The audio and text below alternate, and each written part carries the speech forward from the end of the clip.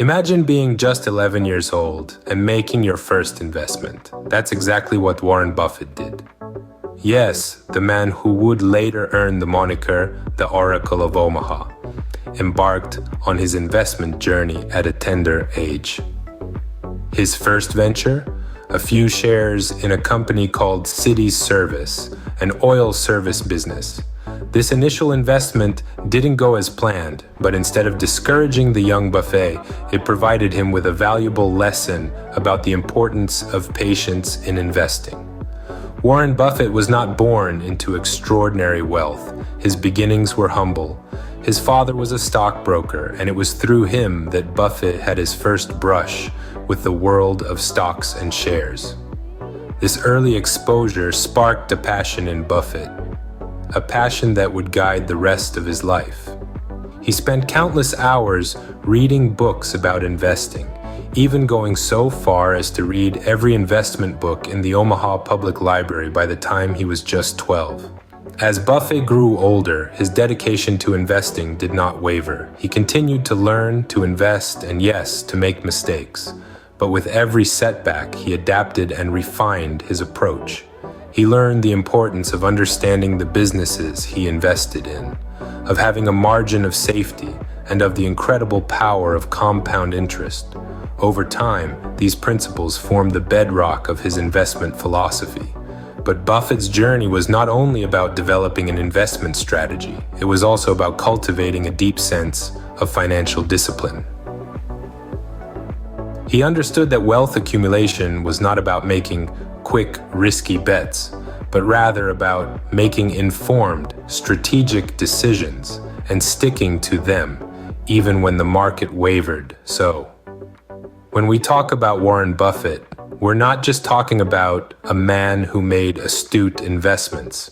We're talking about a man who made investing a way of life, who saw the potential for wealth creation in every decision he made, and who never let setbacks deter him from his path. Buffett's early experiences shaped his investment philosophy, which we will delve into next. Buffett once said, "Never invest in a business you cannot understand." Now, what does that really mean? Let's take a moment to unravel this nugget of wisdom from the Oracle of Omaha himself. When Warren Buffett talks about understanding a business, he's not suggesting you need to be an industry expert or have a PhD in finance. What he's really advocating for is informed investing.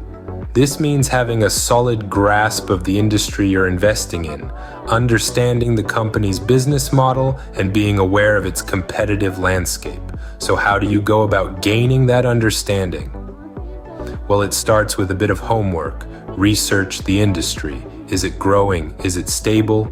Or is it in decline? What are the trends and what is driving them? These are the questions that will help you understand the larger picture. Next, delve into the company's business model. How does it make money? What are its major costs? What is its unique selling proposition? If you don't understand how a company makes money, it's nearly impossible to make an informed decision about whether it's a smart investment. Lastly, you should look at the company's competitive landscape. Who are its main competitors? What are its competitive advantages?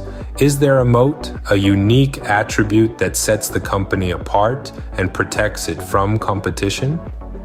Understanding this will give you an idea of the company's potential for long-term success. Informed investing, as Buffett suggests, isn't about making quick money. It's about investing in businesses you believe in because you understand them. It's about being confident in your investment decisions because they are based on knowledge and understanding, not mere speculation or following the crowd. So the next time you're considering an investment, remember Warren Buffett's advice. Take the time to understand the business. Research it, study it, and only then, if it meets your criteria, invest in it.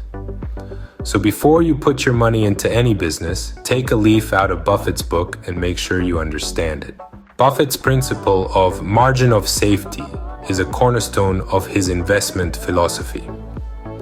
So what is this margin of safety? Think of it as a buffer, a cushion between what you pay for an investment and what you believe it's truly worth. This principle is all about minimizing risk. Buffett's investment strategy has always been to buy stocks or businesses for less than their intrinsic value, the real and sustainable worth of a company. This difference, this safety net, is the margin of safety. Let's simplify this with an example. Imagine you're at a carnival, playing a game where you have to guess the weight of a giant pumpkin. The carnival owner tells you that if you guess within 10 pounds of the actual weight, you win a prize. Now, if you're good at estimating weights, you might guess the pumpkin weighs 70 pounds. But to increase your chances of winning, you'd say it weighs between 60 and 80 pounds. That 10-pound range, either way, is your margin of safety. In investing, the margin of safety works in much the same way. It's the difference between the intrinsic value you've calculated for a stock and its current market price. The greater the margin, the greater the safety net, and the lower your risk. But remember, the margin of safety isn't a guarantee against loss. It's a strategy to deal with uncertainty. It's about making decisions that allow for human error, market fluctuations, and unforeseen events. So, how can you apply this principle? Start by doing your homework. Understand the business you're investing in. Calculate its intrinsic value. Don't just follow the herd. As Buffett says, price is what you pay. Value is what you get. Then be patient. Wait for the right opportunity when the price is less than the value. That's when you have your margin of safety. And finally, be disciplined. Stick to your analysis and don't be swayed by market hype or panic. As Buffett says, the margin of safety is always dependent on the price paid. It will be large at one price, small at some higher price, non-existent at some still higher price. Time is money, as they say. And no one understands this better than Warren Buffett. Now let's dive into a concept that's been a cornerstone of Buffett's wealth accumulation strategy: compound interest.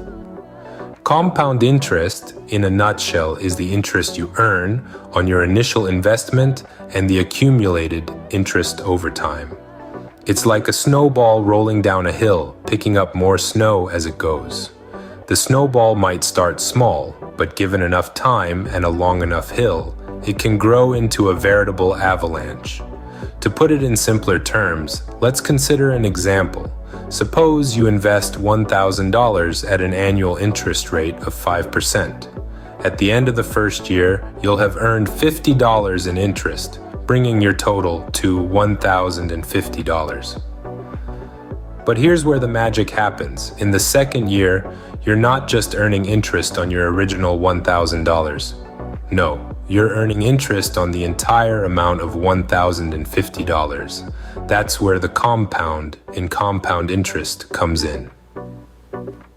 Now imagine this process repeating year after year, decade after decade. The power of compound interest is not just in the interest you earn, but in the time you allow that interest to keep compounding. This is why Buffett, who made his first investment at the age of 11, has often emphasized the importance of starting early and being patient. But remember, it's not just about letting your money sit in an account and grow. It's about making smart, informed investments that will provide a steady return over time. It's about understanding what you're investing in, ensuring a margin of safety, and reinvesting your profits. In the end, compound interest is a powerful tool for long-term wealth accumulation. It's not a get-rich-quick scheme, but a proven, time-tested strategy for building wealth. As Buffett himself said, someone is sitting in the shade today because someone planted a tree a long time ago. So, start planting your trees now and let the power of compound interest do the rest. The last principle we'll discuss is reinvesting profits, a key strategy Buffett uses to multiply his wealth. Now, you might be asking, what does it mean to reinvest profits? Well, it's quite simple. When you make money from your investments, instead of spending it, you put it back into your investment portfolio. This is where the magic of compound interest that we discussed earlier comes into play. By reinvesting your profits, you're essentially adding fuel to the fire of compound growth. You're not just earning interest on your initial investment, but also on the profits that your investment has already generated. And this, my friends, is how wealth grows over time. Warren Buffett is a master of this strategy. He doesn't just take the dividends and the profits from his investments and spend them on luxury cars or extravagant vacations. No, he takes those profits and reinvests them back into his portfolio, buying more shares of the companies he believes in. It's like a snowball rolling down a hill, getting bigger and bigger with each revolution. But here's the thing. Reinvesting profits isn't just about making more money.